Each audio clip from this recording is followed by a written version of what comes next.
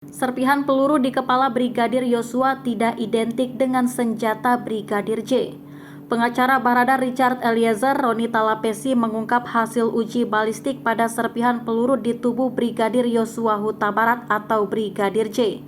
Terungkap, ada 2 serpihan di kepala yang tidak identik dengan senjata yang digunakan Barada Richard Eliezer, yakni Glock 17. Sementara uji balistik pada serpihan di pundak, ungkapnya memang identik dengan pistol yang dipakai oleh kliennya.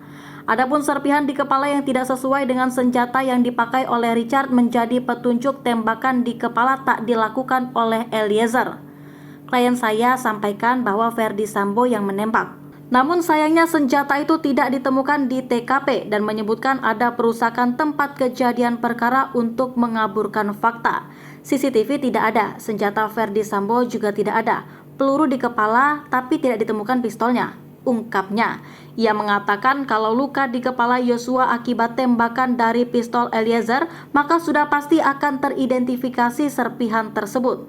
Kita bicara hasil persidangan ya, hasilnya seperti itu, kata Roni pada program kontroversi di Metro TV, dikutip pada Sabtu 9 Desember 2022. Adapun senjata yang dimiliki oleh Eliezer adalah jenis Glock 17 yang paling banyak berisi 17 peluru.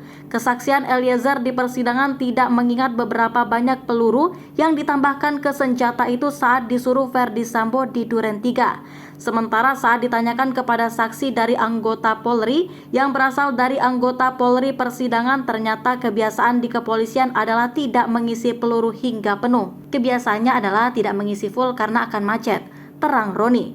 Fakta paling mengagetkan adalah temuan adanya 8 selongsong di TKP yang berasal dari senjata jenis Glock. Oke, kita katakanlah memang saat itu mengisi 17 peluru atau full. Kalau ada, misalnya ditembakkan 5, kok ada 8 selongsong?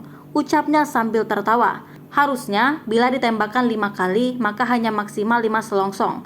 Juga yang akan ditemukan di TKP. Selongsong adalah wadah, proyektil peluru, dan mesiu.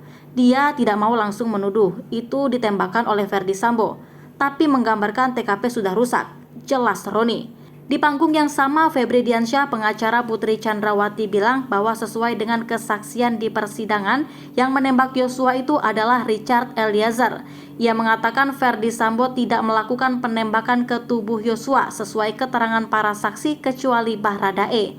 Senjata yang dipegang oleh Ferdi Sambo adalah Combat Wilson dengan kaliber yang besar. Kalau itu yang digunakan untuk menembak, akibatnya bukan lubang seperti saat ini, mungkin bisa jauh lebih besar, ujar Febri. Febri menyebut berdasarkan hasil visum bukan Combat Wilson yang membuat adanya luka di kepala Brigadir Yosua Huta Barat.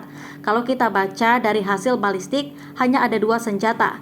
1 Glock yang dipegang Richard, yang kedua jenis HS senjata bawaan Yosua, ungkapnya. Dia menyebut Ferdi Sambo memang melakukan penembakan ke arah dinding menggunakan HS yang diambil dari pinggang Yosua yang saat itu telah roboh. Adapun soal senjata Yosua ini, saksi lain mengatakan sudah diamankan sejak dari Magelang, sehingga korban tidak bawa senjata lagi saat berada di Duren 3, Jakarta Selatan.